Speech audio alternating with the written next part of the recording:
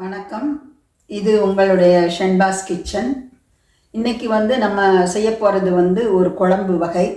அது பக்கோடா குழம்பு அப்படின்னு சொல்லுவாங்க. இது பக்கோடா கடலைப்பருப்பில் பக்கோடா பண்ணி போடுற ஒரு குழம்பு. இது ஃபுல் அண்ட் ஃபுல் தேங்காய் பாலில் செய்கிற குழம்பு. அதனால் இதுக்கு புளி தேவையில்லை. அதுக்கு பதிலாக நம்ம புளிப்புக்கு எலுமிச்சம்பழ சாறு ஊற்றி இந்த குழம்பை பண்ண போகிறோம். இதை எப்படி பண்ணுறதுன்னு நான் உங்களுக்கு செஞ்சு காட்டுறேன். வீடியோக்குள்ளே போகலாம். நம்ம இந்த குழம்புக்கு ஒரு பொடி தயார் பண்ண போகிறோம்.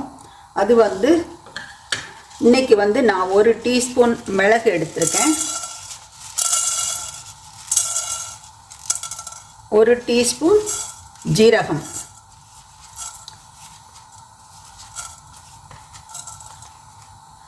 அப்புறம் 2 டீஸ்பூன் கடலைப்பருப்பு. இதை எண்ணெய் சேர்க்காம நம்ம வெறும் வாணலியில் வறுக்கணும்.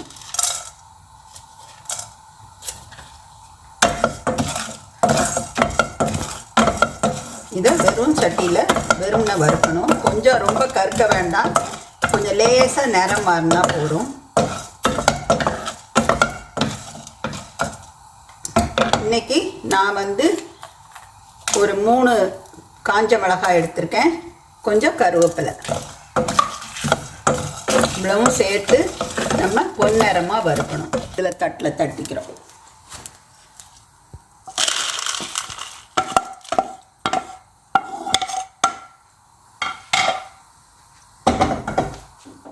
இப்போ இதை நம்ம மிக்சியில் நைஸாக அரைச்சிட்டு வரோம். இதுதான் இந்த குழம்புக்கு தேவையான மசாலா.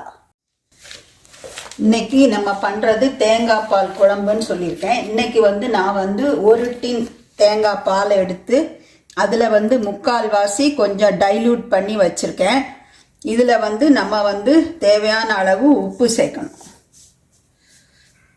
இந்த பாலுக்கு தகுந்த, இந்த குழம்புக்கு தகுந்த உப்பு சேர்க்கணும். உங்களுக்கு தேவையான உப்பு போட்டுக்கலாம். அதுக்கப்புறம் நம்ம இப்போ வறுத்த மசாலா சாமானை இப்போ அரைச்சி வச்சுருக்கோம், அதையும் சேர்க்குறோம்.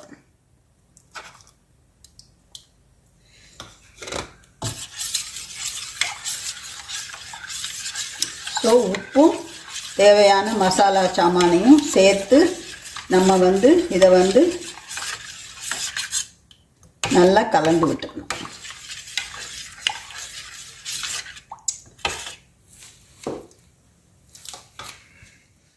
அந்த நான்ஸ்டிக் பேனில் நம்ம 2 கரண்டி எண்ணெய் விடுறேன், இது தாளிக்கிறதுக்கு இந்த குழம்பை.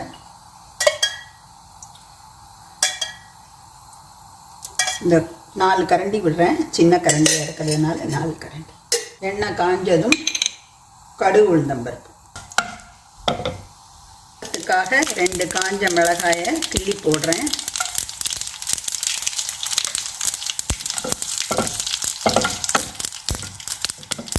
இப்போது நம்ம தேங்காய் பாலில் இதில் சேர்க்குறோம்.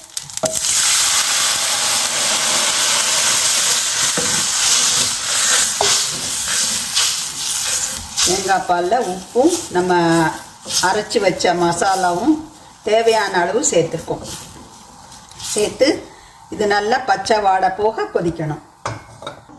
நம்ம வச்சுருக்க குழம்பு நல்லா பச்சை வாடை போய் நல்லா கொதிச்சிருச்சு. இப்போ நம்ம கெட்டியாக கொஞ்சம் பாலை எடுத்து வச்சுருக்கணும், அந்த பாலை நம்ம இப்போ சேர்க்குறோம்.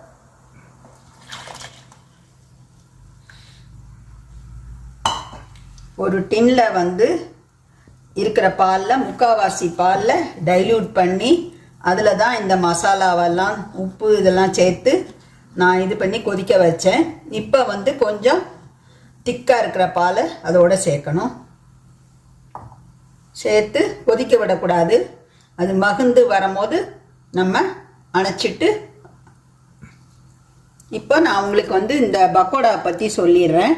இது கடலைப்பருப்பு இன்றைக்கி நான் 1/2 கப் கடலைப்பருப்பை ஒரு 1 மணி நேரமாக ஊற வச்சு 2 மிளகாத்தல், காயம், சின்ன வெங்காயம் இதெல்லாம் சேர்த்து அரைச்சி அதை பொரித்து எடுத்து வச்சுருக்கேன். பக்கோடாவாக பொரித்து எடுத்து வச்சுருக்கேன்.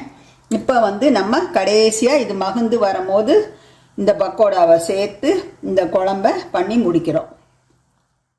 இப்போ நம்ம அடுப்பை அணைச்சிடலாம். அணைச்சிட்டு நம்ம கடலைப்பருப்பில் செஞ்ச இந்த பக்கோடாவை இதில் சேர்க்கணும்.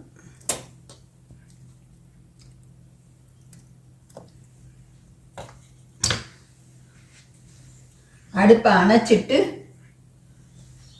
புளிப்புக்கு நம்ம கொஞ்சம் எலும்பிச்சம்பழ சாறு சேர்க்குறோம். அதான் இந்த குழம்புக்கு புளிப்பு.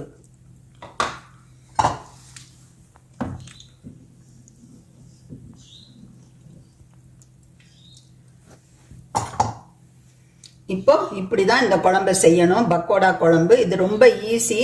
நீங்கள் கடலைப்பருப்பில் அரைச்சி அதை பக்கோடா பண்ணி பொரித்து வச்சுக்கிட்டிங்கன்னா இந்த குழம்பை 10 நிமிஷத்தில் முடிச்சிடலாம். இப்போ நீங்கள் இந்த தேங்காய் பால் குழம்பை எப்படி செய்கிறது, பக்கோடா குழம்பை எப்படி செய்கிறதுங்கிறத பார்த்தீங்க, செய்முறையை பார்த்தீங்க. எப்போவுமே உள்ள சாம்பார் காரக்குழம்புக்கு பதிலாக இது ஒரு வித்தியாசமான குழம்பு. இது சுவை ரொம்ப அலாதியாக இருக்கும். இதை எப்படி செய்கிறதுன்னு நான் பண்ணி காட்டினேன். நீங்கள் செஞ்சு பாருங்கள். ஷென்பாஸ் கிச்சனை சப்ஸ்கிரைப் பண்ணுங்கள். உங்கள் ஃப்ரெண்ட்ஸோட ஷேர் பண்ணுங்கள். உங்கள் கமெண்ட்ஸை நான் ரொம்ப விரும்பி பார்ப்பேன். தயவு செய்து அதையும் அனுப்புங்க. நன்றி, வணக்கம்.